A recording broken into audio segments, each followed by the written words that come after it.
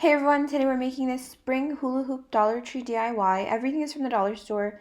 It's beautiful, elegant, and it's great for a wedding centerpiece, baby shower, bridal shower, or just as a front entrance piece. So I have two hula hoops, glue, and a box that has like a little raised edge. The first thing that I'm going to do is just remove the silver backing from my hula hoop. Once that's done, it's just a little bit sticky. You just have to kind of use a knife or a scissor to take it off. Once that's done, we're going to remove the beads that are on the inside of the hula hoop, and then you're going to tape it closed back again. Once it's taped closed, you're going to glue it inside the box. First I use hot glue just to tack it in place, and then I go over it with Gorilla Glue. So I tack it on the bottom and then on the top, and then we're gonna just spray paint it.